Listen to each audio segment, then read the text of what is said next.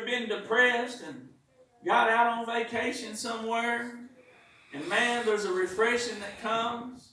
Or you take a walk through the woods and a refreshing comes? Or you just get out, you go for a drive, and you begin to look at the trees and the mountains. You begin to look at the clouds, and it takes you back to your childhood, and you're saying, man, I remember days that were so peaceful. There was days that was so calm, and God done that for us so that we could have refreshing in Him at times.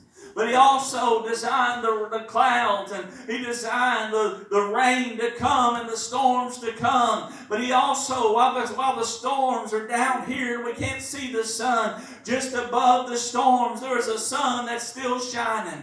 A sun that's still up there, that's not lost its place. It's that maybe right now we can't see it for a little while, but you know what? That doesn't mean that the sun has gone away. It's still there. And when those clouds, when God says, all right, the wind is going to blow, and we're going to push those storm clouds away. Think of just God's creation in this, the way that God created things. When the storm begins to blow by, those clouds begin to break open, and that sun begins to shine again. It brings rejoicing to our own heart. Now, we may look around and see the damage that was caused by the storm, but God caused us, and He had created us to use our mind and to use our abilities to go back and rebuild what the storm has torn down. It doesn't give us an excuse to be lazy. It doesn't give us an excuse to lay down and allow other people to do it. But when the storm begins to move by and the sun begins to shine, God says, all right, it's time for you to get up and use the tools that I've given you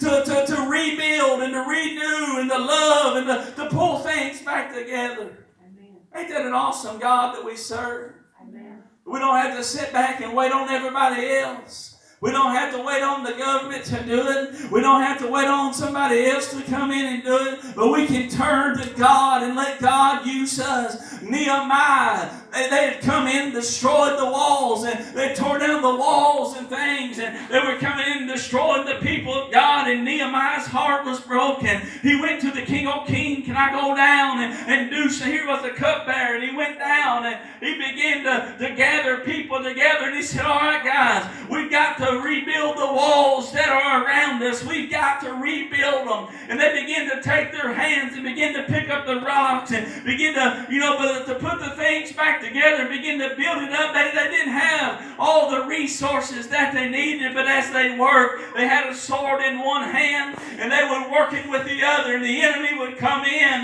but he wouldn't give them no place. He said, just keep on working. Just keep building. Keep going forward.